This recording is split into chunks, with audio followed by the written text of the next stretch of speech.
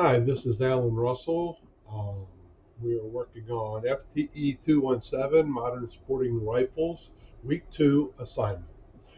This is going to be a three-part assignment. Part 1, we're going to show the disassembled rifle here behind me. It came that way.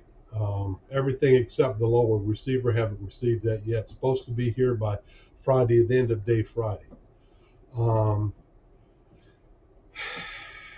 Part 2, we're going to name in 6 components using the random number generator to determine which 6 components. Um, and part 3, we're going to assemble the weapon, and I'll do that offline and just show the final assembly after we're all done. Thank you.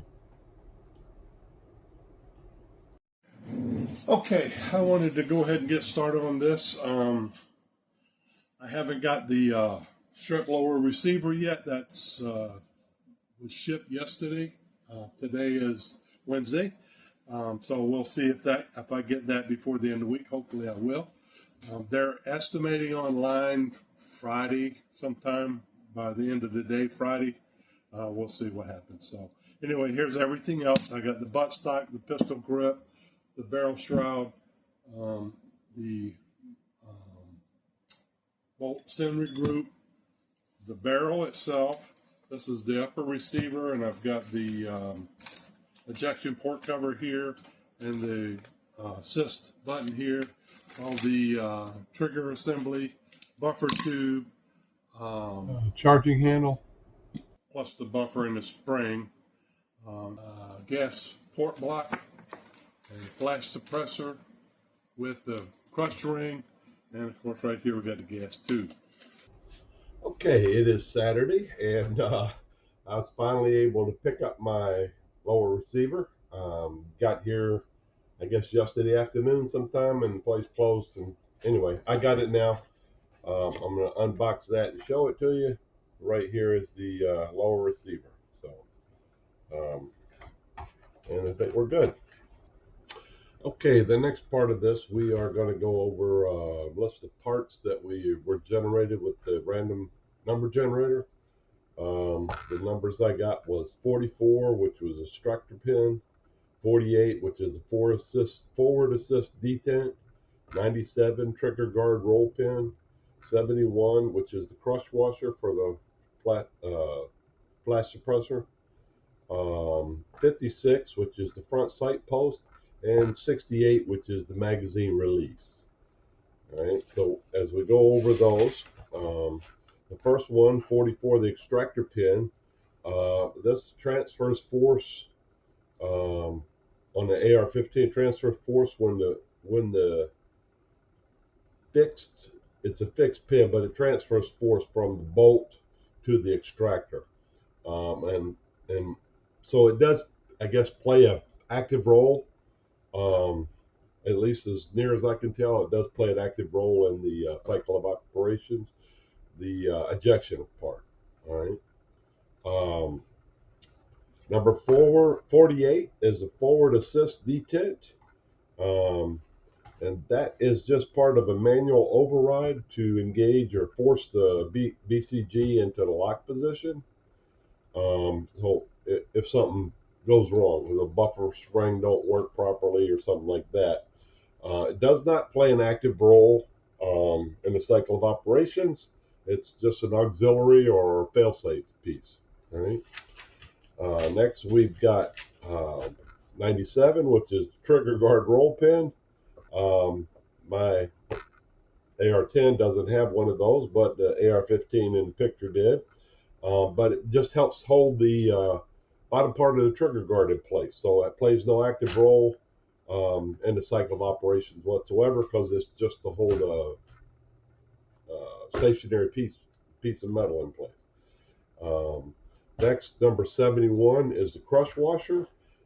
This is the washer between the barrel and the flash suppressor. It doesn't play an active role.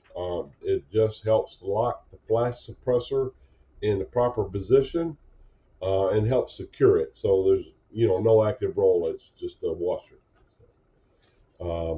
56, which is the front sight post. Again, that plays no active part in the cycle of operations, but it helps you establish a front sight picture, basically is what it's for, when you're aiming the rifle, all right? The next part, the last part is number 68, and that's a magazine release. That one's a little trickier, although it does not play an active role in the cycle of operations. What it does do is help secure or release the magazine into the lower receiver. So as I said, it doesn't play an active role in the cycle of operations. Okay, this is the finished rifle I'll put together. Okay, the next step is demonstrating cycle of operations. We're going to start by clearing the weapon. All right, I'm going to pull this back, lock the bolt in place so it's open, and then visually and physically check the chamber and the magazine. Nothing in the weapon. Weapon is clear. All right. Next, I'm going to install this magazine with snap caps in it to demonstrate the cycle of operation. All right. So I'm going to release. What happens is when I release the charging tube here, you can see it starts stripping the round out of the magazine, pushes it up the feed ramp and into the chamber. Right. This is locked in place, so it's ready to fire. It cocked the weapon at the same time as part of that process. So when I point this in a safe direction and pull the trigger, nothing's going to happen. But what would happen is you shoot the weapon, the striker in the middle of the bolt carrier group is going to hit the cartridge. It's going to ignite the cartridge, and that's going to send the projectile down the barrel.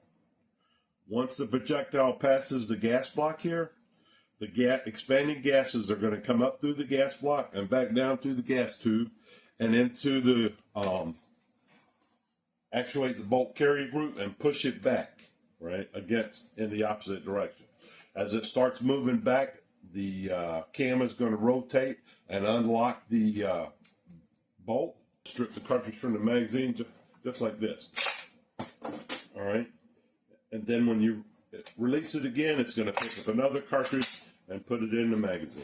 All right, and the weapon's ready to fire again.